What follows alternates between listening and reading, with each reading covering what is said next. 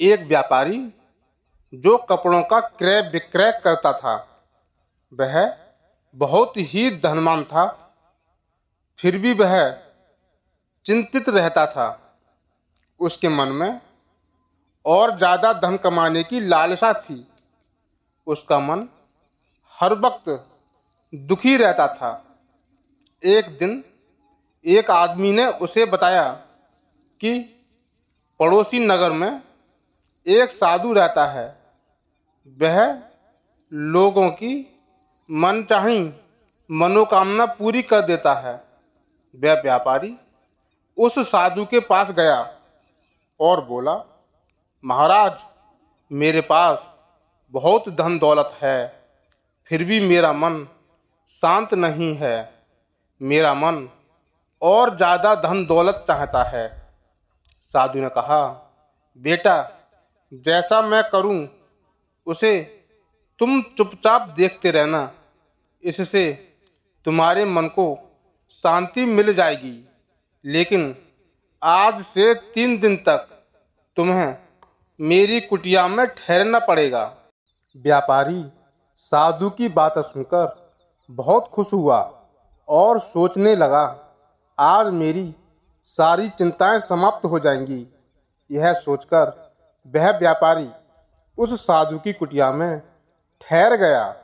दूसरे दिन साधु ने व्यापारी को कड़ी धूप में खड़ा कर दिया और खुद कुटिया में चले गए। व्यापारी का गर्मी से बुरा हाल हो गया, मगर वह चुप रहा।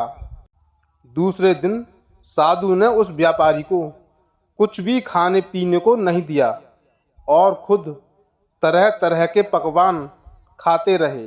व्यापारी साधु की करतूतों को सहता रहा। भूख के कारण रात में व्यापारी को नींद भी नहीं आई। उसने सोच लिया कि यह साधु नहीं, ढोंगी है। इस पर मेरी समस्या का कोई निवारण नहीं है। कल मैं यहाँ से चला जाऊँगा। तीसरे दिन वह व्यापारी गुस्से में वहाँ से जाने लगा तो साधु उस व्यापारी से बोला, क्यों, क्या हुआ बेटे, तुम घर क्यों जा रहे हो?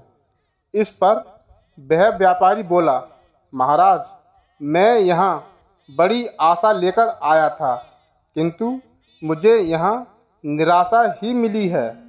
इस बात के उत्तर पर साधु ने कहा, मैंने तो तुम्हें मन की शांति का रास्ता बता दिया। तुम इसे समझो या ना समझो, इसमें मेरी क्या गलती है? जब पहले दिन मैंने तुम्हें धूप में बैठने के लिए कहा और मैं कुटिया में बैठा था, तो मैंने समझाया था कि मेरी छाया तुम्हारे किसी काम की नहीं है। यह बात तुम्हारे समझ में नहीं आई।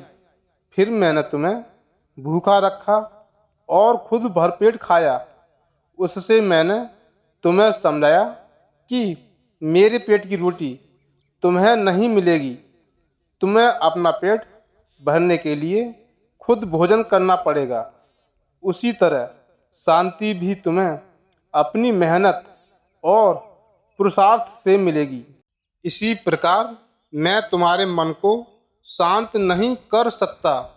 इसके लिए तुम्हें स्वयं ही मन की शांति प्रदान करने वाले कार्य करने होंगे।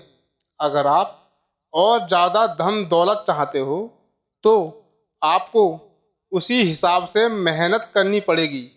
धन दौलत की चिंता करने से धन दौलत तो नहीं मिलेगी, आपका स्वास्थ्य और ज़्यादा खराब हो जाएगा।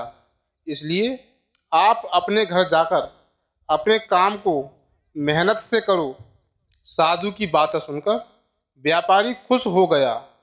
वह एक नई सीख के साथ अपने घर चला गया।